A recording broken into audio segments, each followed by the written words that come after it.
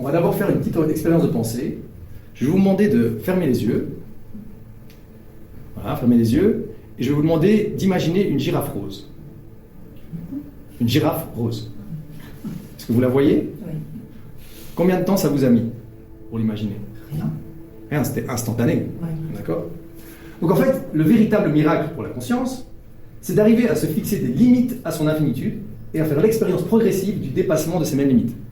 Parce que finalement, et c'est ça ce que je reproche un peu souvent à toutes les personnes qui partent du principe que la conscience est à l'origine, c'est qu'elles n'ont pas fait cette transition du pont de fourmi, c'est qu'elles sont un peu comme Newton, un peu entre les deux. Il n'y a aucune raison que la conscience soit limitée. Aucune. C'est-à-dire que son imagination, sa vitesse, il n'y a pas de temps, il n'y a pas d'espace, elle peut faire ce qu'elle veut. Son problème à elle, c'est justement pourquoi est-ce qu'elle ferait une chose en particulier? Pourquoi est-ce qu'elle penserait à une chose en particulier? Et comment faire en sorte qu'elle puisse voir cette espèce de déroulement de ce qu'elle pense petit à petit plutôt que de vivre l'instantanéité, quoi. Ok?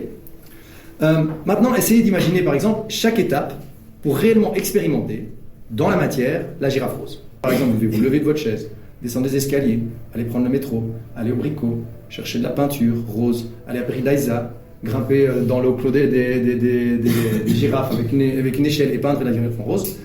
Honnêtement, on est encore là demain. Hein. Et vous verrez que votre cerveau, il voudra pas. Il voudra sauter les étapes, il voudra aller à l'avant, Donc voilà. Et ce qui est vraiment magique, la véritable magie, c'est que vous allez au Brico et vous pouvez changer d'avis. C'est-à-dire que vous pouvez dire, ben non, finalement, je vais prendre la verte. Je vais la peindre en vert, la girafe. D'accord? Quand je vous ai demandé d'imaginer la girafe rose, à aucun moment vous aviez le temps nécessaire pour vous dire ah non, j'ai changé d'avis. C'est ça la véritable magie, c'est de se mettre des limites pour ralentir sa pensée, la décomposer au maximum. Et donc la vie, si vous voulez, une des manières de voir la vie, c'est que c'est comme un mécanisme inconscient pour ralentir le temps et la pensée.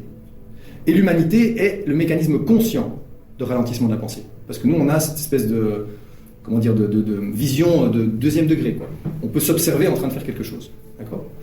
Et donc ce qui est magique, c'est qu'à notre vitesse, nous sommes capables de modifier la pensée en cours de création. Et donc ça, c'est incroyable. C'est pour ça, en fait, finalement, que cette expérience-ci est tellement incroyable et que, voilà, on nous dit dans les textes sacrés, par exemple, que le libre arbitre, c'est un cadeau, etc., que c'est sacré. C'est parce qu'en fait, c'est ça le miracle pour la conscience. C'est plutôt de voir les choses complètement à l'envers. C'est plutôt de se dire que l'univers est limité, plutôt de se dire qu'il est illimité.